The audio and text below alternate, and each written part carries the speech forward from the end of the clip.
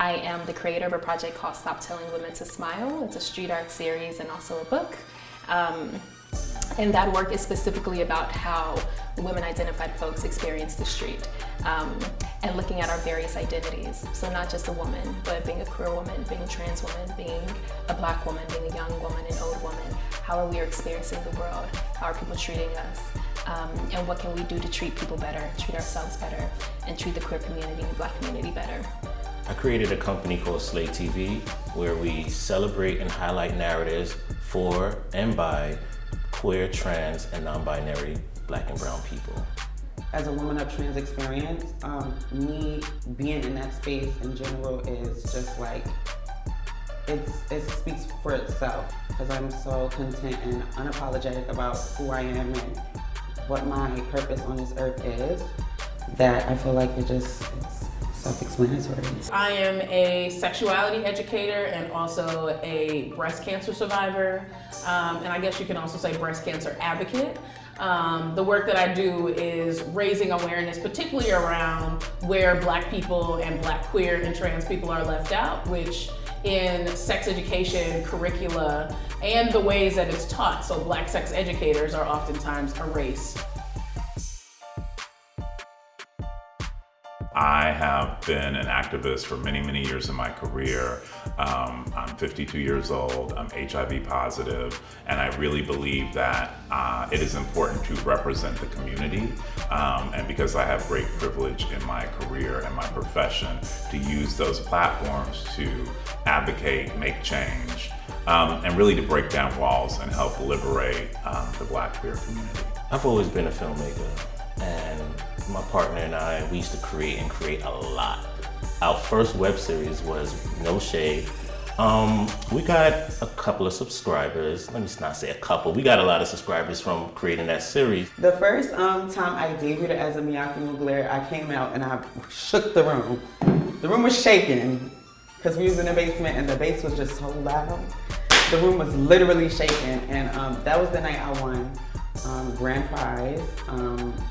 That was like a legendary night for me because I came, I processed and conquered the girls, and I did what I had to do, and I left with my cash and my trophy. It is an ongoing road to legendary. I don't think that it is that I have arrived at said road to legendary. It's like I'm on it, but we are all on it. And there's just this trajectory that's constantly going. There's always work for me to do.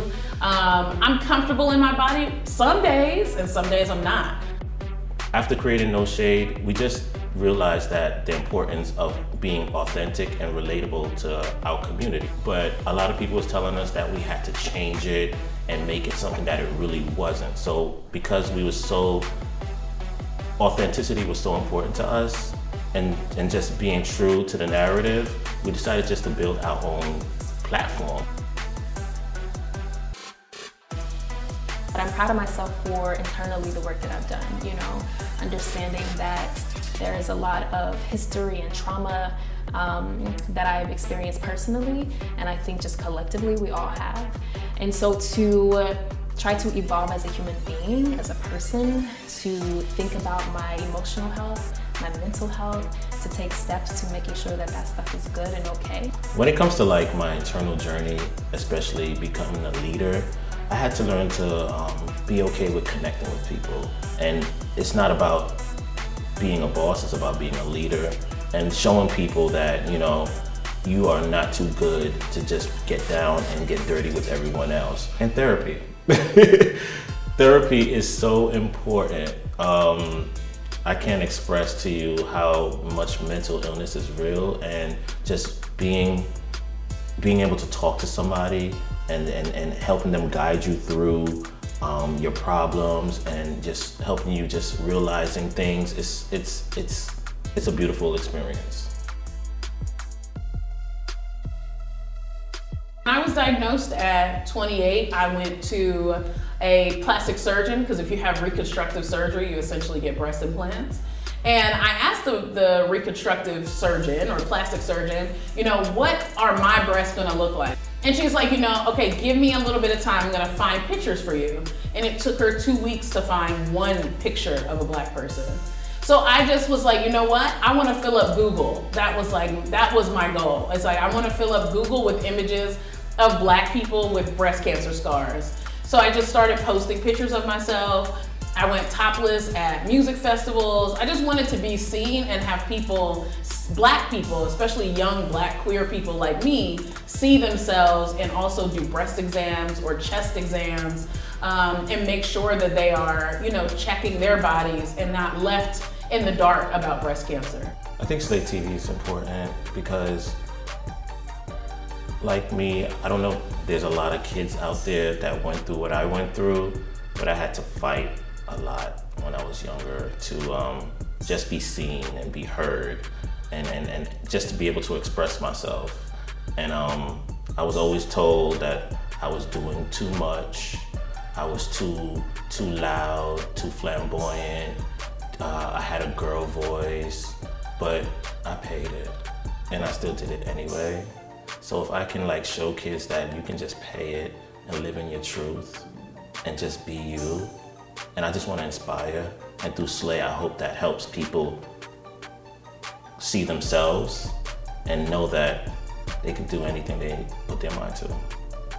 Spike Lee and I met years ago. He saw one of my street art pieces in the street, one of the posters for my series, Stop Telling Women to Smile. The poster read, "Women are not seeking your validation." And the street art series are composed of posters with drawings of women with text underneath them. So they're real women that I know, that I've met. I draw their portraits, we put the work up in the street. He brought me the script for She's Gotta Have It. He was turning it into a TV show, and he brought me the script and the show Bible and told me that he wanted me to be the artist for the show. The main character, Nola Darling, is going to be an artist, and he wanted me to create all of the artwork for the character.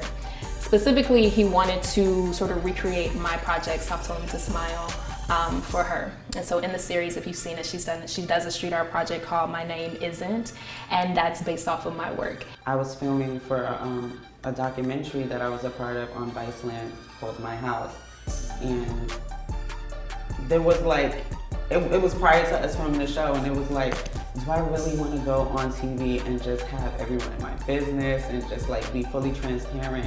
And that was a moment for me where I felt like this is the time for you to share your story, and your story can really resonate with a lot of people and a lot of young Black trans women that are coming up and are looking to you for inspiration, and that can really identify with your story. So I felt like that was a pivotal moment in my transition. This new decade, I'm very excited about building the Native Son organization and platform to be multimedia, to be global, to empower and support Black gay men around the world.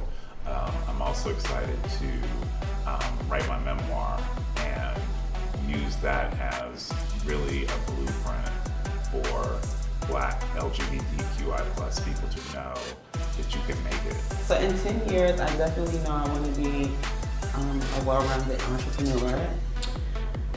And probably a school, some type of dance school. I've always wanted to do that since I was younger. I always said I want to open up a school for dancing. Over the next decade, Ericka will have at least one kid that's 11 or so, maybe 9 or 8, but have a child who's my homie and my friend. Hopefully we have that kind of relationship. That's what I dream of. Has a flourishing garden in the back of her home. Is taken care of financially, but also spiritually.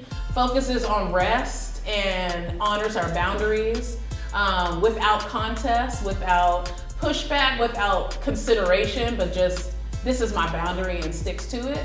Has written a book, Decade, has written a book, maybe even 2 books. I think of my work and think of myself as someone who is confronting and comforting at the same time. So in my work, I'm confronting the oppressor, the oppressive groups, whether that be men, cis hetero men, whether that be white folks, whoever that group may be, and at the same time trying to comfort the oppressed group, whether that be women, queer folks, trans folks, you know? And so in 10 years, I would like to continue to do that, but on a larger scale. My mission in the next 10 years is to create a company, a revenue-driven company that is hiring writers, directors, storytellers, actors from the non-binary, trans, and queer community, so we can actually have economic empowerment. My name is Tatyana Fazlaizadeh, and this is my road to legendary. My name is Torrington, and this is my road to legendary. My name is Brielle Tati Rheams, also known as Tati and this is my road to legendary. My name is Ericka Hart, and this is my road to legendary. I'm Emil Wilbekin, and you're watching BET Queer as